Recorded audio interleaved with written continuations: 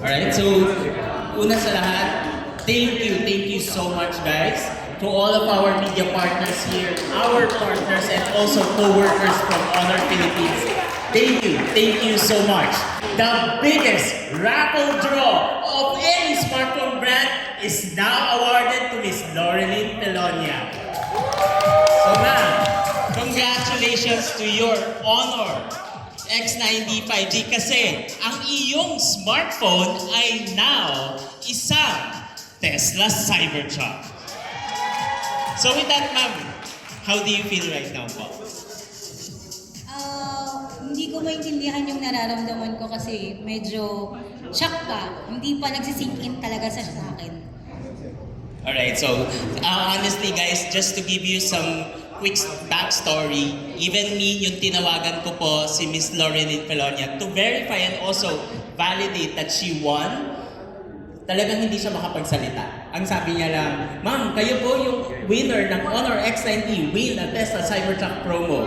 Akala niya, scam na tawag, di ba, ma'am? Kaya that's why ang sagot niya lang sa akin, opo, okay po. Tapos aantayin na lang po, may makukuha po ba yung email?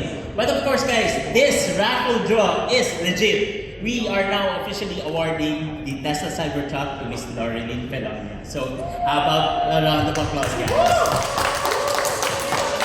Congratulations po ulit, Ms. Loreline, and thank you so much to our digital marketing and content lead manager. Gusto niyo po bang libutin ang inyong pagmamay-aring Honor Tesla Cybertruck?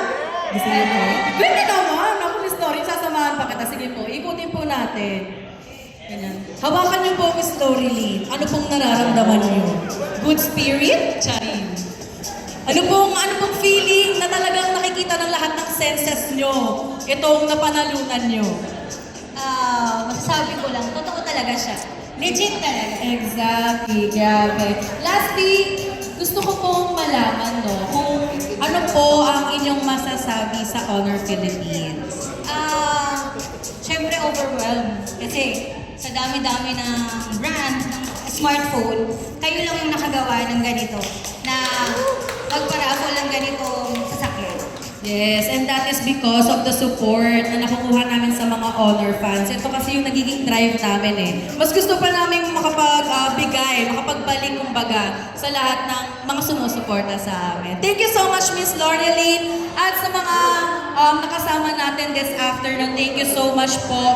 So, nasan po ba ang ating plaque? Baka pwede po. Again, once again, to our guests from Nova Desk. Look here, 1, 2.